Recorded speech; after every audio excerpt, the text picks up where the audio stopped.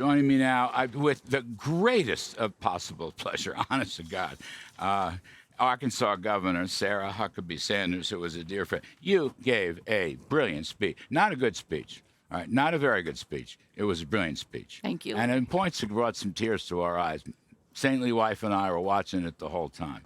Nice going. Thank you. I appreciate that. And it means a lot because you've had to sit through a lot of political speeches in your life. So really appreciate your comments. And mostly my goal was to tell my story and to give an account and a side of the president that so often is ignored or not reported and not talked about.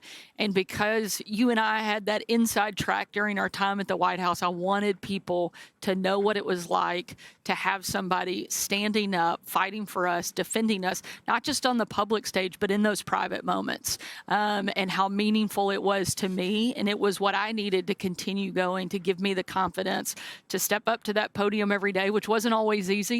As you know, you did it a few times yourself. I know. You'd give it over to me. I think you just did it to spite me or a joke. No, I did it because we needed the expert. We walked away from me. There I was standing with all of them out there, all of them. I wanted you to talk about the growthiest economy that we've ever had. See, I get points when I use that word with Larry. Nobody else can sell the economy quite like you can and explain it. But you talked growthiness last night. You laid down some very important markers, what you and other Republican governors have been doing during this dreary Biden time. Well, and because of the Biden administration's total failure on all of the big issues around not just the country, but around the world, it's largely fallen on Republican governors to step up and push back and lead where he hasn't, whether it's securing the border, cutting taxes, helping make sure that parents have opportunities when it comes to their kids' education. We have leaned in, and now we're excited because we're going to have a great partner in the White House that's going to help us take things to the next level when Donald Trump gets reelected. You know, afterwards you were sitting next to him in the family box and so forth. I've spoken to him on the phone, but I have not actually, been next to him and talked to him. How was he? How was he physically? How was he mentally? What was the vibe there? Physically, certainly strong, still projecting the very Trumpian strength that you see all the time.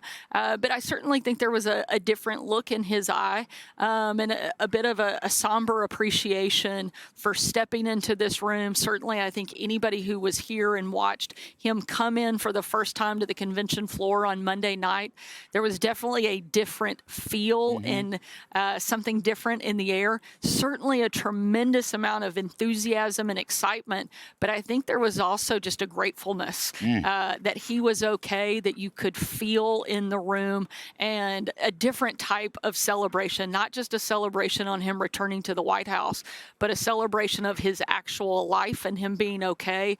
And it was a pretty surreal and powerful moment to see and be a part of. And I said it last night, I'll say it again a lot over the next couple of months. I could not be more proud than I am right now to stand with this president and support him as he helps us take our country back. Yes, ma'am. Terrific stuff. Fabulous stuff. And I'm glad you got to sit next to him, and the vibe was really good. But look at whatever changes may be part of his psyche, he's not going to back off his policies. I mean, he gave an interview to Bloomberg, and he knocked out, lower interest rates, lower taxes, lower regulations, more drilling, more energy supply, close the border. He's not going to back off any of his principles, I don't think. If anything, I honestly think he may be more emboldened. He feels like he has a license to deliver in a way that you don't always get. I mean, this is truly a second chance to come back into the White House, continue the good work he started in his first term, but he gets to do this knowing what a monumental moment it is for him to even be here. And I think it only emboldens him to deliver even bigger and more effectively than he did in the first term. I mean, if I may think about it, as a person of faith, and you are too, I think this act of God has given him a mission. Has given him a mission. And, people have to understand that. Sarah, am I wrong in my opening riff? This is the most united I've ever seen Republicans. Absolutely. I mean, they usually quarrel and bicker and have power feuds and all the rest of it. This is you walk around. I've been walking around. I'm sure you have.